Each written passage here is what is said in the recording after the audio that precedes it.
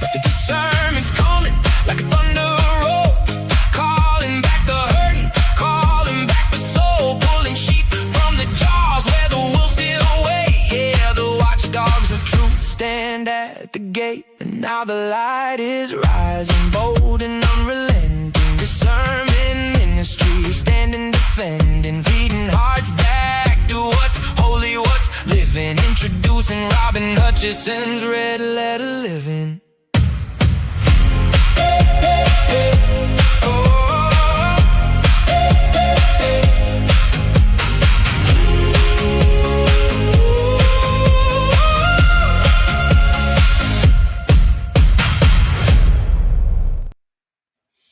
Hey everybody, glad to see you today.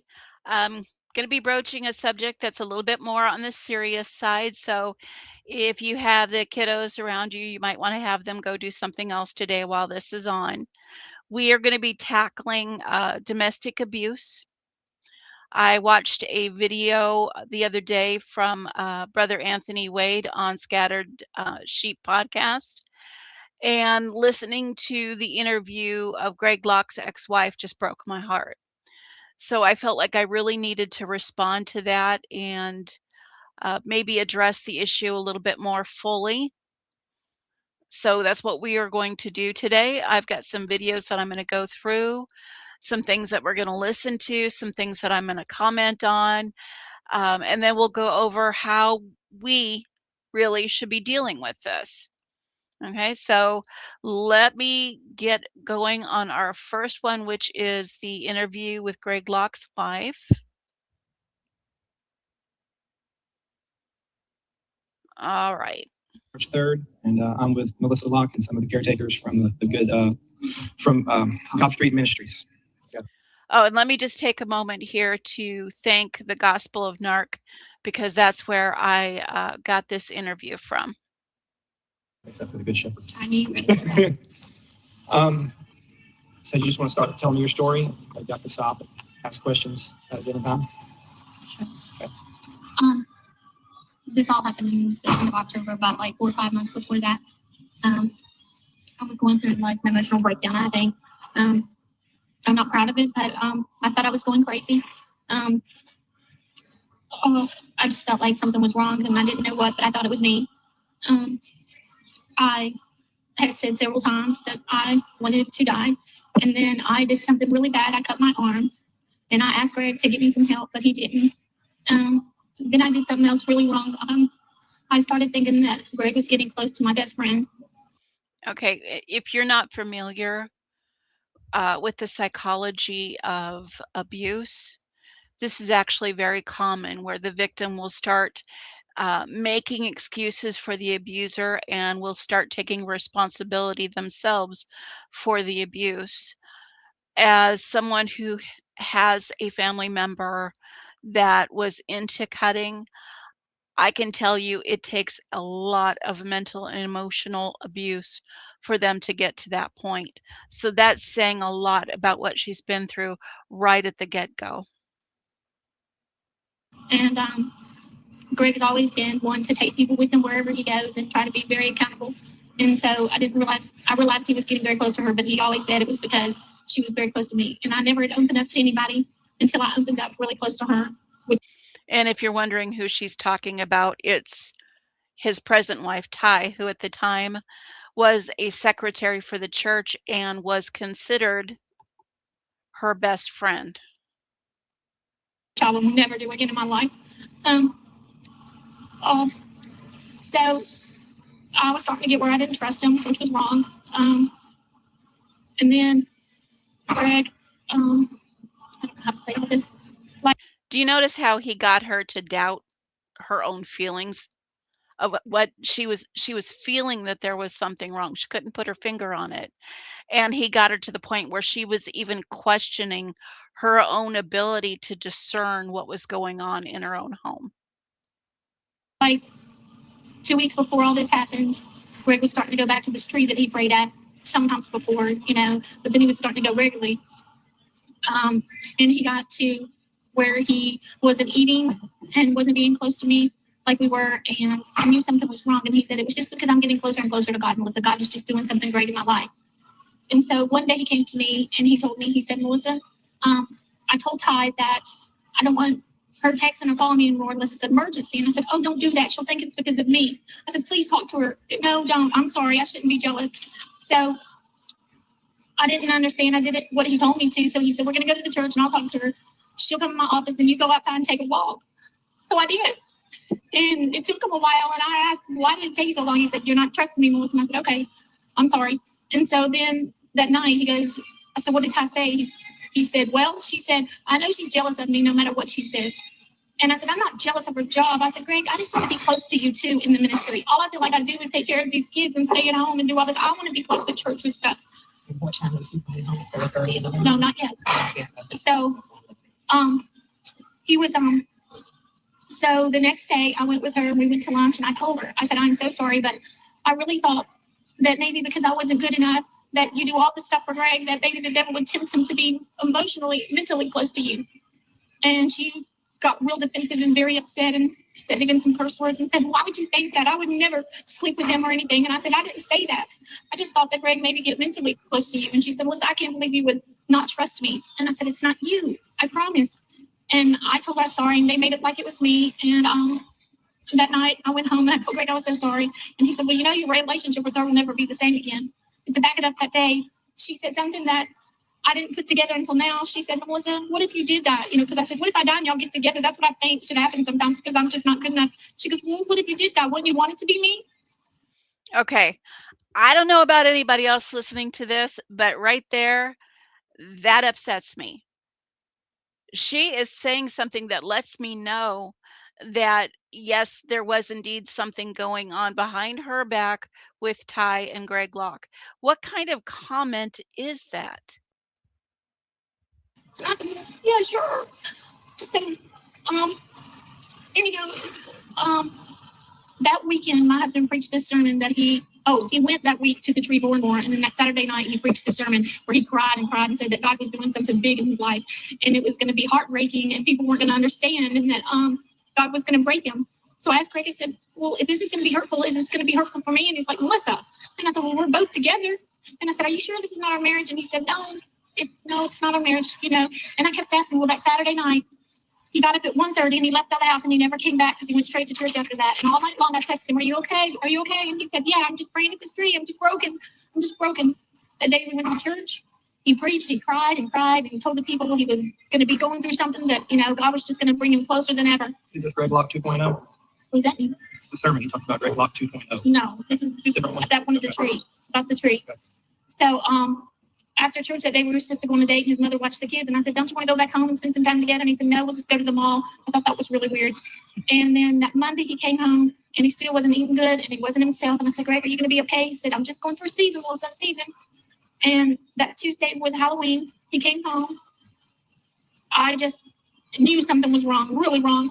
And he goes, I've just had a bad day. Well, I was wrong, and I kept asking him all night long. Even when we took the kids out for Halloween, I asked him all night and bugged him in front of the kids, and I shouldn't have. Okay, at this point, he said in public, openly, that something is happening, something's going to break, something's going to change. And in the meantime, he's pulling away from her. He's not talking to her. He is gaslighting her, making her feel crazy.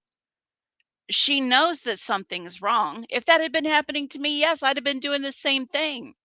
He's going to abandon me and you know, trying to chase him down and at least get a straight answer, which he's not giving her. But I knew something was wrong. And so we got back home and I said, please tell me, Greg. And he wouldn't. So I was wrong again. And he turned. And when he did, I turned him around. I pushed him not to be ugly. I wasn't trying to be ugly. But he said I pushed him hard against the wall, which I didn't think I was ever doubt to hurt that. anybody. But apparently I was, I guess. I doubt And that. I said, you know, it'd be better if you hit me than not tell me what's going on. And he said, you know, Melissa, I'm just leaving. I'm going to the church. I said, please don't. He goes, no. So he left and the kids were crying and I tried to text him, call him, he wouldn't answer. So at midnight, he called me and said, I'm staying at the church. He said, if it wasn't for the ministry, I'd divorce you before sunup. And there's the truth finally out in the open. And I thought that maybe all this from the ministry was getting to him. So I just thought if I be quiet, because he said I texted and called him way too much. And I did. I was wrong. I did. I promise. No, girl, you were not wrong.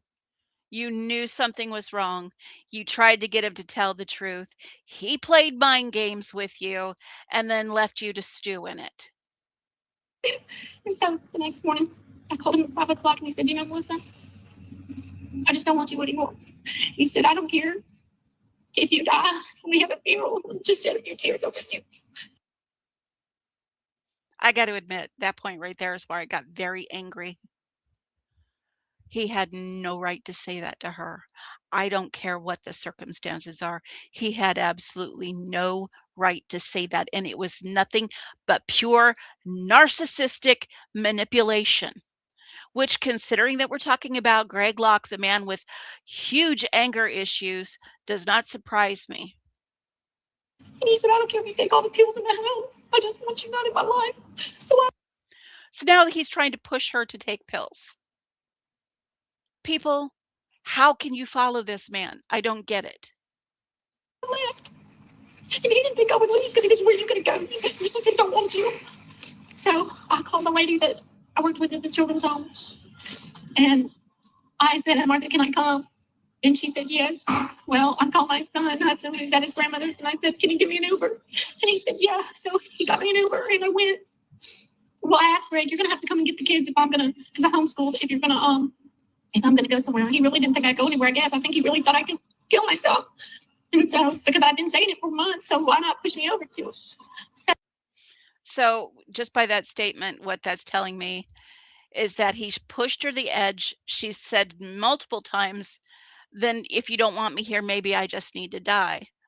And now he's taken that and he said, he's basically saying, go ahead and do it. Without saying it, he's got plausible deniability.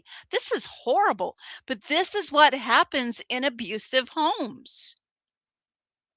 So I went to her house, and that was Wednesday night. Wednesday night, I just kept quiet all day. The only time I texted him is, can I have money for an Uber? And I didn't hear from him. So I didn't bother him anymore because I thought if I be quiet, I'll give him time. After church, Ty called me and she goes, what is going on? I said, you know what's going on? She goes, no, I don't. She goes, I just sat in his office and stared at him saying, what's wrong with you? Well, that's pretty strange. Later, not then, I didn't put all this together till later. She said, well, I have Malachi because Greg has to go out of town. I said, Ty, that's my kids. And she said, I'll help you, Melissa. I'll help you with them. She goes, Melissa, I don't want to be the downfall of y'all's ministry. I said, Ty, don't stop. Don't not be the secretary. It's my fault. She goes, no, I'll step down. She goes, I've been saying for months I need to step down. She goes, I could tell that you were being this way. Well, now I see it. It was conviction, but I didn't see it then. She blamed it on me, but it is my fault. I understand. So, no, it's not your that fault. Thursday, he went and preached at that Noah's Ark place. And I thought when he came back, he would call me. So I called his mom and I said, is Greg going to call me? She said, he's not ready to talk to you yet. So that night, she sat down with my kids and told them that we were having trouble, and my middle son went ballistic. And so I text Greg and said, Greg, you're going to have to get Adam. He's going crazy on your mom. And he texted me back and he said, you have stirred these kids up. It's in text. And I said, Greg, I didn't. Your mom told him. Well, then that weekend, he said, Melissa, you're out of options. You need to file for divorce or I will. So I said, I thought, well, if I do, then maybe it won't look bad in the cause of Christ, and Greg would reconsider if I do what he says, I didn't want it to look bad for all these people that look up to him, and I didn't want it to look bad in the church, so who am I? So I found an attorney, and I told him everything, and he said, ma'am, it seems like your husband has a girlfriend, and I said, no, he doesn't, I promise you he doesn't. Yes, he does. And he's like, well, ma'am, you need to make him do it, and I said, and I told him about my arm, and he said, oh, that wouldn't look good in front of a judge. So he said, if he wants to do it, we can sign it in the office. He'd bring me, I think it was $2,500 or $3,000. I don't know which one it was. If he brings it, then we'll sign it. In 90 days, the judge will look at it and it can be over. But we can undo it in 90 days if he wants to. And I was like, okay, maybe he'll undo it. So I talked to him and he said, all right, when's the quickest we can do this? And I want to do it before Wednesday night to tell the church people. And I said, okay. So I met him on a Wednesday. And in between that time, he told me, he said, Melissa, you're turning into Todd, your hair, your nails, everything about you. So I wasn't doing it to be me, but I went and got my hair cut. So when I saw it that day at the Chodi's, he wouldn't even look at me. And he was supposed to give me a ride home. He told me he would. He would give me an Uber. Well, the attorney told him to leave and for me to stay behind and sign some papers and for him to come back. So when it was my time to leave, I asked the attorney, where's Greg? And they said he left. So I wasn't going to bother him about an Uber. I was just on my own way home. And so I said, I don't have a ride. He said, do you have a card? And I said, no, sir. I said, I just have some cash. And he said, You don't have a credit card? I didn't, but I do now. I got mine now. But at the time, during your marriage, did you have a credit card? No. So you had no driver's license and no credit card? No, but the driver's license was my fault because I was scared. It was. There's a reason why he's asking that. There is a form of abuse that's called financial abuse. Um, I know about that personally because that's what happened in my second marriage. She had absolutely no access to any type of financial um, means. And what that does is that keeps them under control. He can control everything that she buys, everything that she shops for, everything that it's done in that way is done for control. Wasn't his fault. So anyhow, back to my story. Um, he said, "Well, you can ride with our maintenance man. His truck is a wreck, but if you have $20," I said, "I don't care. I don't care how I've lost my husband. Who cares what the place looks like, you know?" So I got in the truck, and on the way home, he texted me. He said, "Are you almost homeless to Martins?" And I said, "Yes." And he said, "Why did you ride with the maintenance man? So you didn't know this man." It's in the text. And I said, He said construction work. "Yeah, whatever it is." And I said, "Well, the attorney knew him, and I need a ride." He said, "Well, so you didn't even know that person." And I said, "What does it matter to you?" He said, "Because you could have got raped or killed." And I thought he didn't care. And then he said, "Well, apparently you're gaining your weight back because I lost a lot of weight." And I said, "No, I'm not, Greg." And he said, "Well, your face looks fat. I guess it's because that stupid haircut you got." And then later in the conversation, like 2 days ago, he said,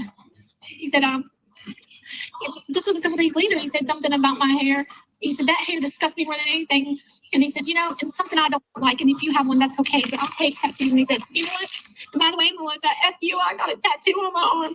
No, Real godly behavior, wouldn't you say? Of course, I'm being sarcastic. he has two on my arm. And I was like, "Okay." But I didn't even say, "Oh, I can't believe you got a tattoo." The only thing I said was a day later, said, "Does your arm hurt?" Because I felt bad because I heard they hurt. Apparently they don't. So after that night, some people from the church called and I told him I couldn't talk to him. But I found out later that he made everybody turn their phones off. This is what I heard, so I wasn't there, so I don't know.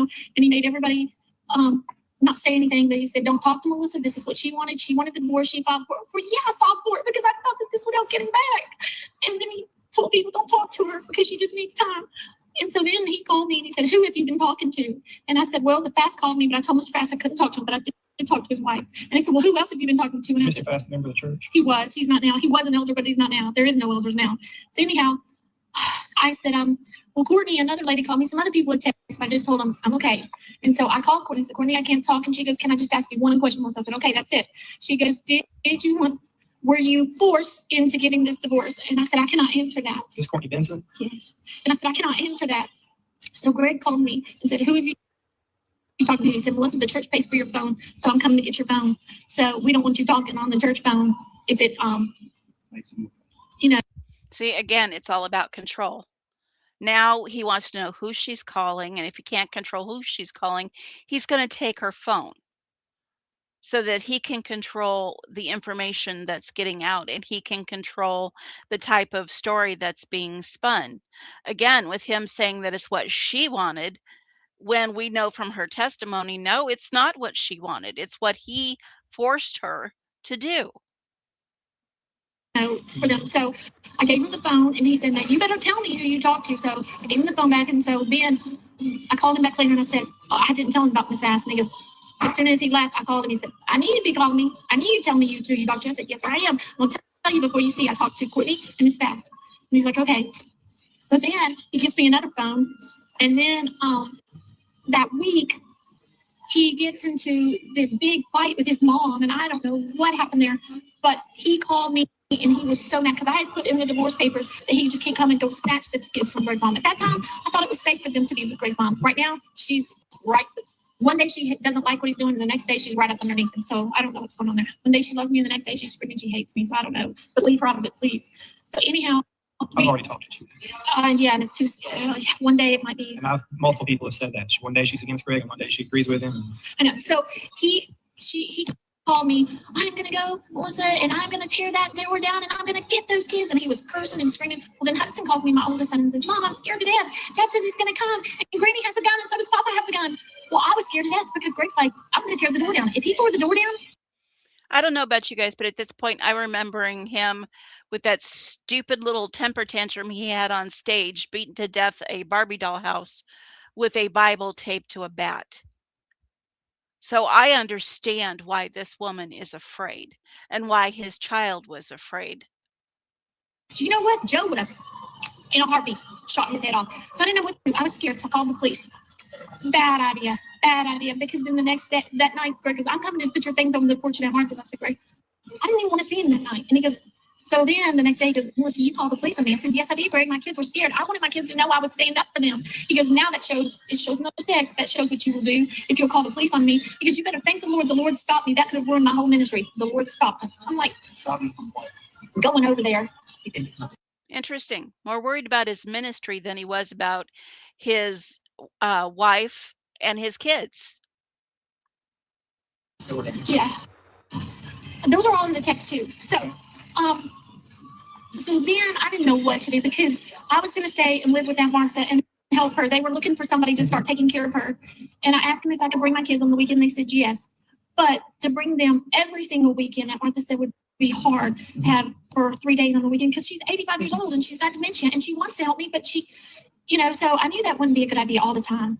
So, and Greg goes, Melissa, I don't want you to work for her. That would be too easy. You need to get a job that you drive back and forth to, So then I said, what about me getting an apartment in Mount Juliet and finding it? And he said, no. I said, what about living with your mom? And he said, no, that's too close to the church. So I called Miss Carol on my phone and he called me and said, why did you call Miss Carol? And I said, because she helps people. And you know that. We adopted our. So again, he's trying to control who she's talking to, what she's saying, and even where she works and what kind of job she gets. Firstborn from me. And he goes, well, okay. And I said, so I can go there? He said, yeah. And I said, well, you'll have to, since you have the computer, if you'll get a bus ticket, then I'll pay you for that. And so later I told him that, find the bus ticket and I'll send you my card number. And he goes, oh, you don't have to do that. I already found the bus after I talked to him. He said, this morning after I talked to you, I looked it up already for you. And I said, thank you. I'll send you my card number. He said, that's okay. You don't have to. You spend your money on some luggage and I already bought your bus ticket. So he didn't force me to come up here, but he gave me the okay to come here. Because if he wouldn't have given me the okay, I wouldn't have come up. And so, and he bought the ticket for me. All these dissected, like I told you. These corroborate everything that she says, but the meticulous planning that went into what has transpired was on. And so anyhow, let me hurry. I'm getting tired. And so and I'm not sure who it is that's speaking in the background, but he's right. Just from the conversation, it's incredibly easy to see how Greg had all of this stuff set up ahead of time. And even now she's feeling she needs to get his approval on everything that she does. This is very typical for someone who's been in an abusive relationship. So I came here and I told Miss Carol, I'm not talking to you until you talk to Greg because he said that I was leaving things out because he talked to my friend that I'd had since I was 17 years old. And she's mad at me and she won't even talk to me more because I didn't tell her everything because I didn't tell her how I'd wanted to kill myself like 4 months before and how I texted him all the time and I called him. So I smothered him and how I wanted to be dead and how I said, maybe I should just die so you and Ty could get together because he said, I put it together. I put that idea in their head, So Joy's like, you didn't tell me all that, Melissa. So it makes it, I guess, like I was horrible, and I shouldn't have done all that. I agree with that. So when I came here, I let him talk to her. So I wouldn't have that kind of story. So I wouldn't tell anything I shouldn't. So I wouldn't leave anything out. So she took me to the hospital. I went into the hospital, stayed there for 17 days. I called him while I was in there to call me back so I could talk to the kids on Thanksgiving. He didn't return my call, so I didn't get to see my kids on Thanksgiving. When I got out, I didn't call right away because that's what he said. I called all the time. Well, then that Thursday, when I got out of the hospital, I was at the counselor's. I had a counselor, and my phone rang, and I thought, and it kept ringing. So I thought, oh, that's Miss Carol because nobody calls me. And so I looked down, it was my son Hudson. And then I saw I had a text from Greg's mom. His mom gets on the phone, and the first thing she does is starts screaming at me, I hate you, Melissa, I hate you. And help. And so after that, I was all torn up. I mean, for her screaming, I hate you. And she told those kids, or somebody told them that I just abandoned them. I didn't abandon. I came up here to get help. This is where my husband agreed that I could come to get help. He didn't force me to come here. He didn't. But he agreed. And he even bought me the bus ticket to come here and get some help. So then I got and get help. And then I had my phone off because I couldn't handle my phone because every time it rang, I thought it was going to be something like that. So I remember January 3rd that my son had a doctor's appointment. So I used my paycheck and bought minutes on my phone for the first time. And I text Greg, which is not in these texts. It's a text at home. I forgot them. That said, Greg, I just want you to know that I turned my phone on today because I don't want to thank you today. I'm praying for you. I love y'all. Really nice how the kids call me. Well, he texted me back later when I was at work, and Mr. Rick had seen these and said, how dare you text me when you haven't done anything with these kids? I knew you would call me. I'm not going to be bound to this phone anymore. I'm going on with my life. You need to go on with your life, Melissa. Said, you told Ty in our office for her to help you with these kids. It's almost like you planned it. You just up and left. And yeah, I asked her to help me with the kids while I'm going to get help, but I didn't mean take over and be their mother. But he said, we talked to the kids at Christmas, and as soon as the divorce is over, we are getting together. And said we see each other at work, at church, and most evenings for dinner. And he said, Melissa, I hope somebody else loves you because it will never be me. How cruel is that? Literally, how cruel is that? The man should be ashamed of himself. Turn in your man card, sir, because no true man acts this way. This was January 3rd. Well, that might have been that day or that Saturday. There's two texts. They kind of run together. And I didn't respond. He said, I want you to respond. And I wouldn't respond. I left work. I didn't respond. So then that Saturday, I was at work and I hear a ding and I look and he said, this is going to be a weird day. Kim Collins and some people are all meeting together against me. And he said, Melissa, this has caused such a mess. And he was so angry. And he said, Miss Carol, put a picture of you on Facebook and I see you're getting fat again. All that money I wasted on you. So.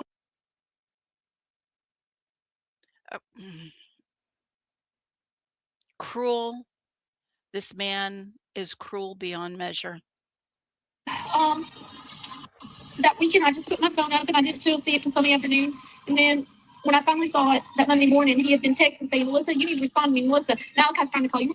Malachi, he can't even call me then. Miss Carol goes, Melissa, it's just a ploy for him to get to talk to you. But Malachi, was trying to get a hold of me. But I said, it said, if you don't call me within an hour, I'm turning your phone off. We don't get to keep our phones at night. We have to turn them in at 6. So I see this on Monday morning. So I thought, if Malachi's getting a hold of me, I better call back. So when the call. So that week, I called him, or somehow we had contact with each other, and I didn't say anything about it.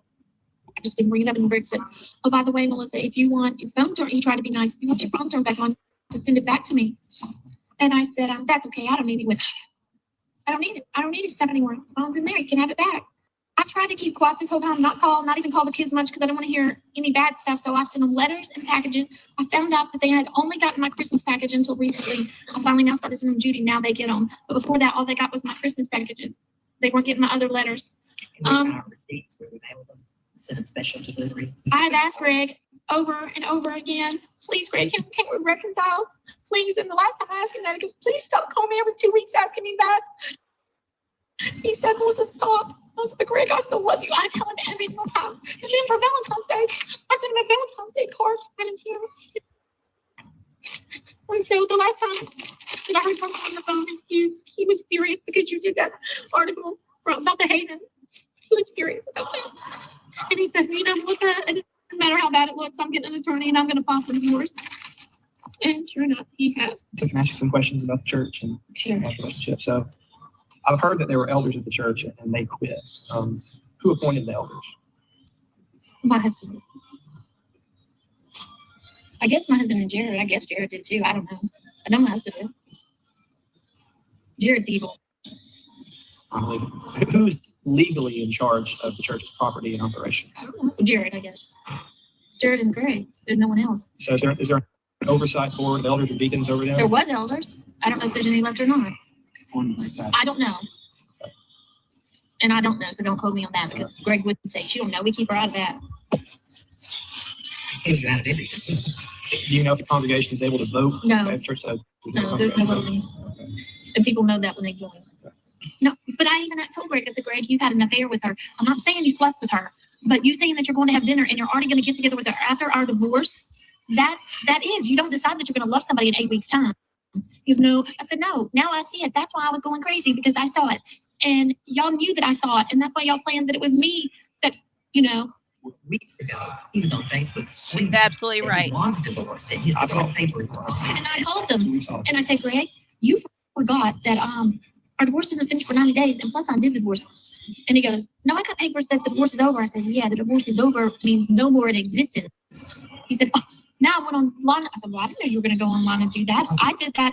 So he thought that I did that because I got that text about him and Ty. That's why he thought I did the divorce. No, I started trying to do the divorce before I ever got that text. I said, Greg, you know I didn't want this divorce. He said, Melissa, we both did. I said, no, we did not. Even when I came up here, one of the last things I told do was, Greg, do you think we can get counsel and work this out? And he goes, let's go and see what you get done. I've done everything you've asked. I got a place to live right now. I've got a job. Now I didn't, but I got my license. You know, I did everything that he asked. And then one of the, no, not those texts, the other text, he said, Melissa, stop doing all this stuff to get me back. Do this stuff for yourself. You're doing it, and it's making him look bad. We talked about a little in the story that it was Greg who encouraged you to volunteer. Greg Yes. encouraged you. It's in that text. So it's true that Greg encouraged the divorce. Not encouraged, asked. Don't you, isn't it right here? I already laid that out before. Greg asked you to file.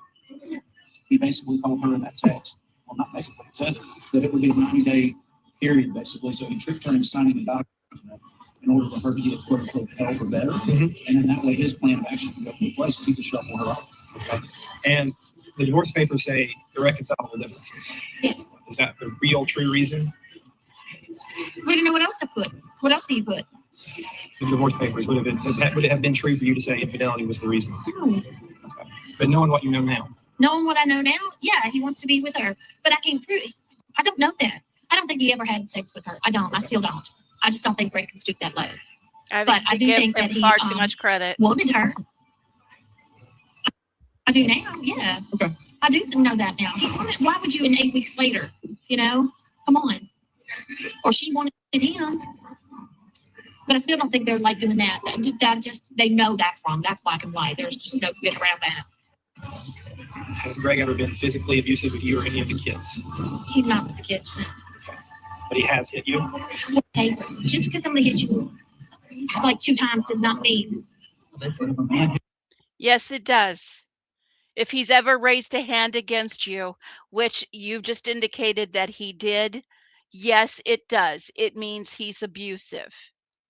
hits a woman, He's only hit me twice. but once is He's only hit me twice. Folks, she was in an abusive relationship. The man raised a hand to a woman that he is supposed to love and give himself to as Christ gave himself to the church.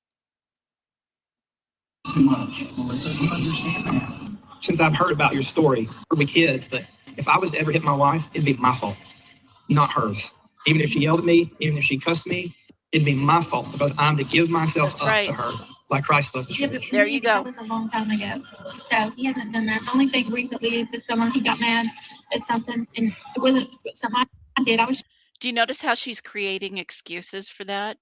This is really, really common for women that have been in abusive relationships. just trying to calm him down, and he spit in my face. He broke my phone. He threw it and broke it. But it's just because he gets mad and he gets stressed. And that's an excuse to take it out. and there's another man I agree with you doesn't ask him that makes him very well. His name is Chris Bartlett. He's the one who, he's how I found you. Chris is a fine husband, daddy, and pastor, and he knows me very well.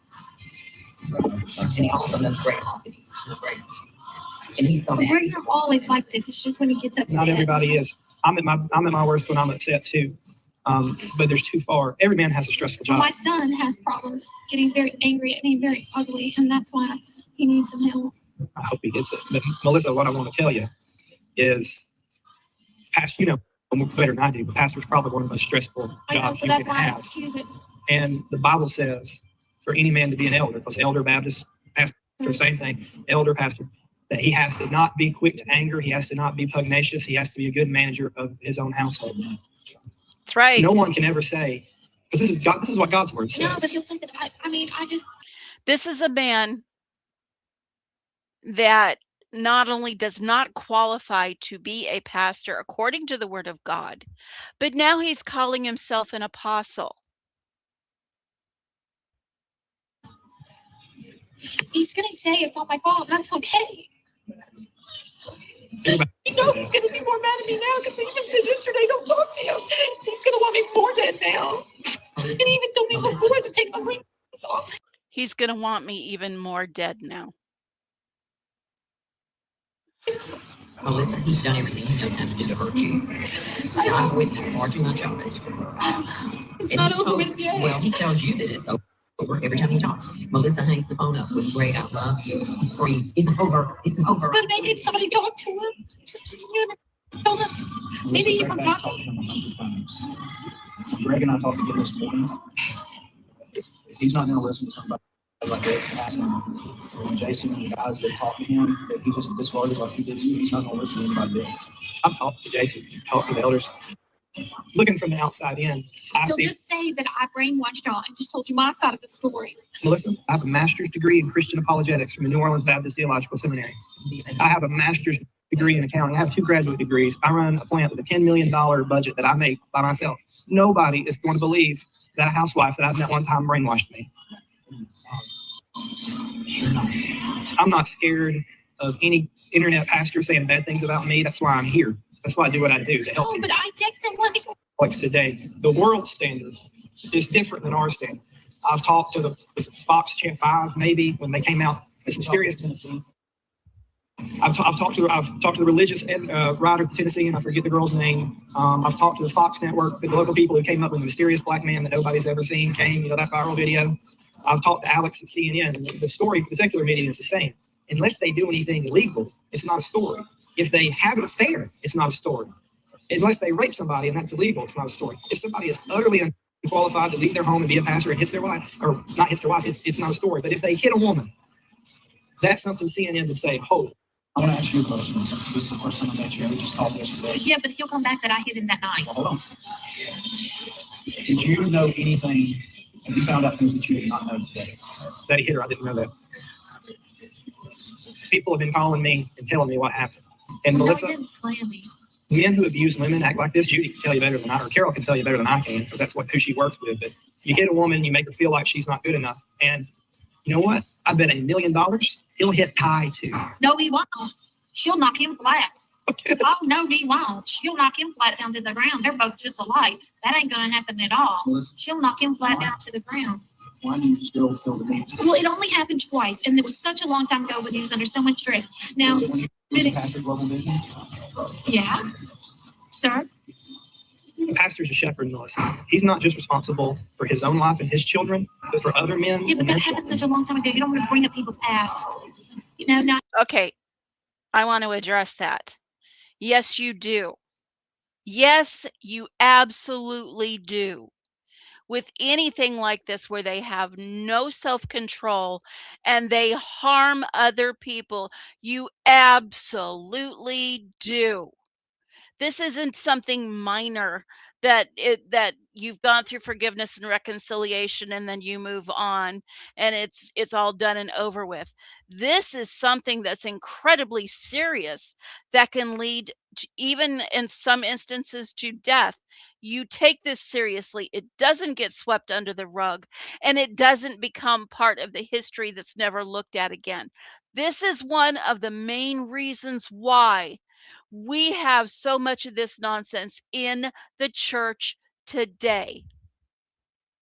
him spitting at me, yeah, that was His recently. past is living When right was on this through spit in your today. face and stuff? When did that happen? This summer, because he was upset. So he's upset, so he spits in your face to make you Yeah, because say, I tried to calm him down. How long were you back? You've been away from that. Been I about said, I've only gone since October 31st, since I knew her. October, November, December. That's it. During that, you hadn't had the opportunity. No, this was the summer. The first opportunity to get with you, he spits in your face. No, that was the summer that he spit in my face, like 11 I years. know your intent is to edify another with Christ, okay? And I know your heart. And I know Melissa has probably said at least 10 times, you can't say anything about that. And the one thing that, I told you how I feel about Greg. I don't think he's fit. I don't think he's saved to do what he's done and what I've heard from other people, not just these texts, but done to her. And my wife and my pastor and the deacons of our church feel the same way. How do you do that? Do you have a background, Greg, an early background? Only from what Chris has told me that he wanted to be a rapper, and Chris said something about stealing somebody else's persona and be a rapper or He ran something. all over the world, and he was big time. So what I'm saying is, if you say that he hit me, what he's going to come back with, and he will fight. That's the only fight I think he'll say is that I pushed him that night. Did you push him in defense? No, I pushed him because I wanted him to turn around and talk to me and tell me what was When going you on. say you pushed him from behind or what? No, he was walking that way and I turned around and pushed him like this. Yes, sir. And he said I left a bruise on him. I didn't even know I could do that hard. So He said I pushed him into the wall. Okay. So he's 50 going to years say, ago, Greg would have found himself in the woods with a bunch of guys, but if it's not beat out of him, he wouldn't be sitting at the rooftop himself. There's a time and a place for that never, for him to raise his hand. he didn't that night. Didn't have to, he'd already done it. Once you cross that line. That was years women ago. was killed every single day, Melissa. And there's- That was years ago. I just It know doesn't that he gets matter. mad and he breaks things. But that's what he's going to come back and say. Well, she pushed me that night, left a bruise. Okay. So that's going to be me abusive too. You No, don't have a it's million not you Facebook being followers. You're abusive. nobody's pastor. People who contacted me leave Global Vision Baptist Church because of what he done, and they're not back in another But I church wasn't yet. trying to be abusive. I was just trying to give him the Listen, attention. we're not beating up. I'm not sitting here beating up on you or blaming you. I don't. So just don't put that he had me on there. I will Greg confronted him with his mess. And But I that was a want long him to time ago. He won't even probably She's creating excuses for him, and she's still terrified. You could hear it in her voice. Now, I know that this was from, I think 3 years ago, this interview was done. So it was some time ago. So when she did this interview, everything was still really fresh. remember it. Yes, he does. He remembers all the ugly things and things that he said and done since too. Greg needs to be confronted, so he has to get on his And face. what's it going to do? Beg Just not make to him forget. hate me even No, more. no. When he gets his heart right with God, he'll come and apologize to you. He's never going to do that. Since The Holy Spirit can do anything. Yes, it can. since we have. We serve a big since we God. know- Ty's much better. Have you met her? Oh, we're getting this I'm not met. I'm not. There's no better woman than somebody else. Your wife is your helpmate, fused to you. That's what it says in Ephesians 5 and Is that 6. she got married and said that she shouldn't have married Chris. And I said, well, Ty, and I blame myself for that, for telling her When that she this young needed to man marry got him. married, he took an oath to God that he would love his. But I encouraged her to marry Chris because she was his living Notice now she's even trying to take responsibility for his infidelity. We with did the him. same thing. And I said, you know, Ty, if you're going to still live with Chris, you need to marry him. And so I encouraged her to marry him, and she said I shouldn't have married him. And I felt always the blame for that, for encouraging her to. I don't know if their divorce is done or not. That was I happened the was same married week. when I was in town. And then she decided to get in the war. She had been praying her way out of that marriage. And Where was Chris, her husband, when all this was going on? what do you mean? I mean, who is he? He was at the house, but she said that he drinks and stuff, and she was just praying. She said Did I he should go have to married church him. with y'all? Yes, and she said I You should have Greg married him. him? Yes, very well. I want to tell you what my pastor would do. But Greg's very close to Ty's kids. He was starting to do more for her kids than my kids, and that really started bothering me. When did that start happening? This summer, Before Disney and all that? When he made that video and said, I have to be a pastor, or he was on Christian Post, he told the Christian Post, I have to stay and be a pastor because church is all my kids have ever known. He was hiding behind his kids while calling you mentally ill. And I know his kids aren't in church because I talked to Judy and she said, I'm holding the kids. and all my life, that's where Greg said our marriage went apart, is because I tried to please her. Everything she did, I tried to do everything. Trying to please everybody, not just Judy. It's everybody. Unless you've been trying to please your husband for 20 years, that's what a wife should do. No, because the family, I ruined them. I'm done. Okay. No, Understand. you didn't. Okay. Understand. Thank you for talking to me. Ugh. That just really gets to me. With everything that she went through, she was still blaming herself for everything. But listen, folks, that's what happens in abusive marriages, or I should say abusive relationships. I'm going to play another video for you of somebody that has gone through abuse too, but she's come out on the other side. I want to give you just another testimony of how that goes.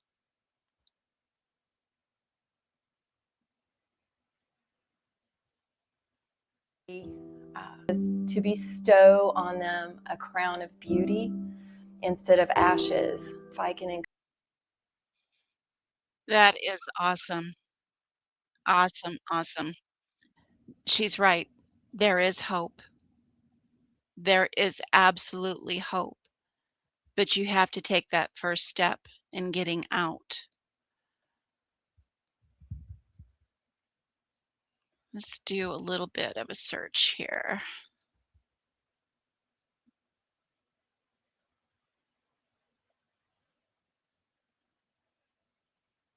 Okay, we've got stats on the domestic abuse of women in the USA. More than 1 in 3 women in the United States experiences physical violence, sexual violence, or stalking by an intimate partner in their lifetime. That's over 43.5 million women. It is incredible. There are a lot of women out there that are hurt. Let's see here. We'll go on to the next one.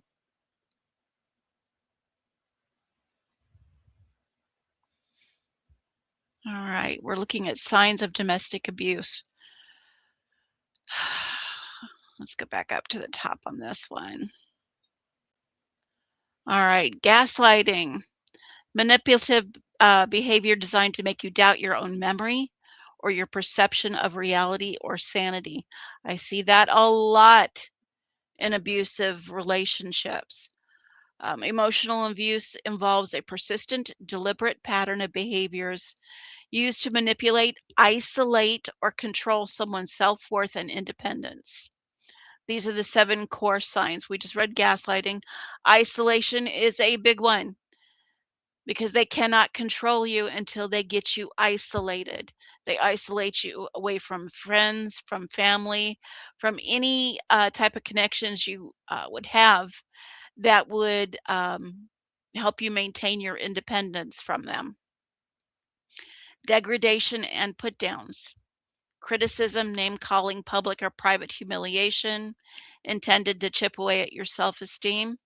I can think of a couple comments that he made to his wife that fits very much in that. And so did the isolation, and so did the gaslighting. Extreme control. Yeah.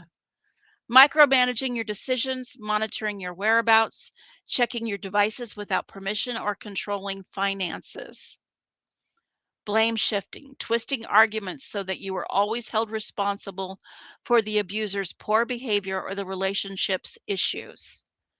Withholding affection, using the silent treatment or sudden emotional unavailability to punish you or demand compliance. And then 7, threats and intimidation, using guilt, threats of self-harm, or unpredictable outbursts to generate fear and force you into submission. And I can honestly say from what she said, I saw all of those behaviors in that marriage. If you see someone that's going through this, don't remain silent. Don't excuse it away. Speak up. Because a lot of times the women that are stuck in these situations don't have enough self-power to get out. And in extreme cases, they never get out. All right, how would you respond if you think someone is in that situation? Okay. Let's go back up to the top here. Tried to have these done before I got in here. If you suspect an individual is being abused, the very first thing that you want to do is ensure their immediate safety. If the abuse is bad enough to where if they go home, they may not be coming back out again, you do not let them go home. Help them to document facts clearly.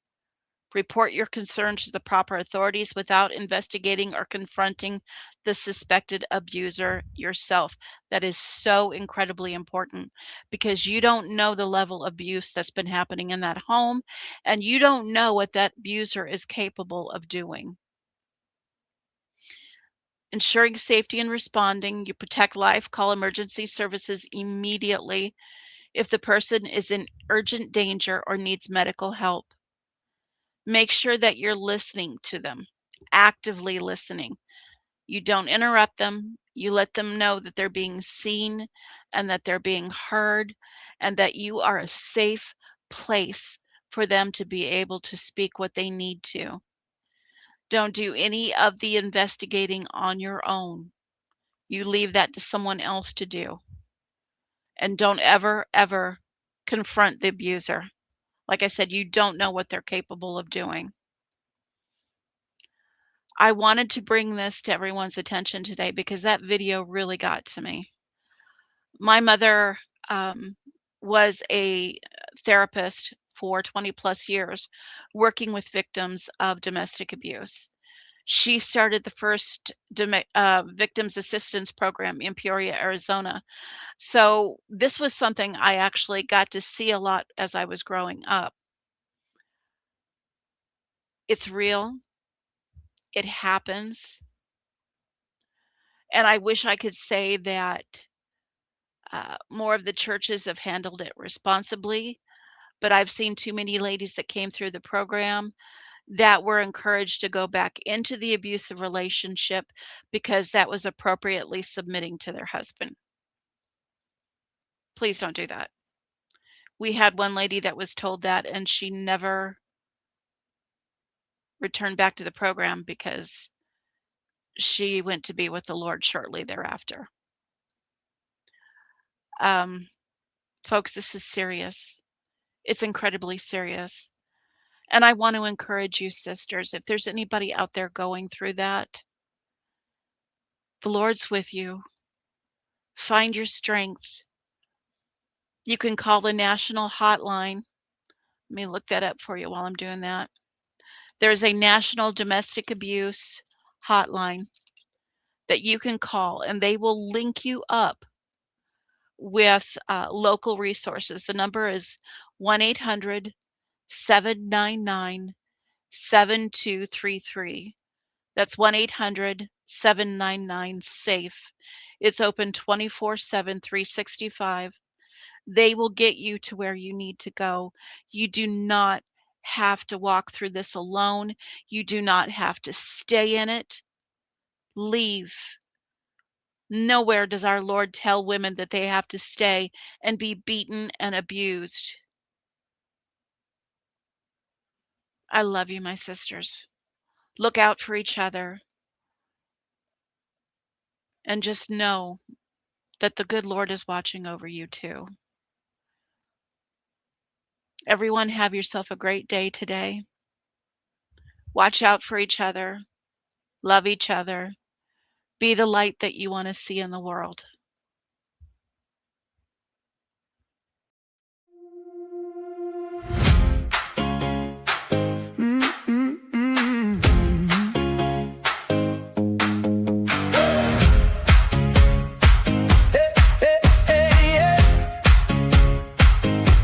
They're dialing up the pressure on the late night screen. Send a little more money and your soul comes clean. Every promise painted gold, but it fades on cue. They say God told me, but he never told you.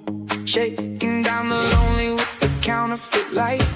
Grandmas, grandpas reaching for hope in the night. False prophets in the spotlight, selling lies for a price. False prophecies falling like broken ice. High pressure calls, yeah, the phones don't sleep. Fear-mongering wolves dressed up for the sheep. Oh, they're taking what they never gave. But the truth's gonna break those chains today.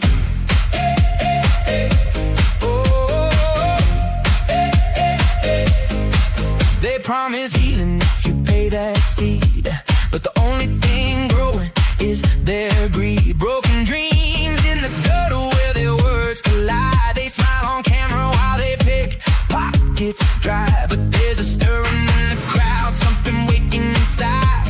A voice rising up saying, open your eyes. False prophets in the spotlight, selling lies for a price. False prophecies falling like broken ice. High pressure calls, yeah, the phones don't sleep. Fear-mongering wolves dressed up for the sheep. Oh, they're taking what they never gave. But the truth's gonna break those chains today.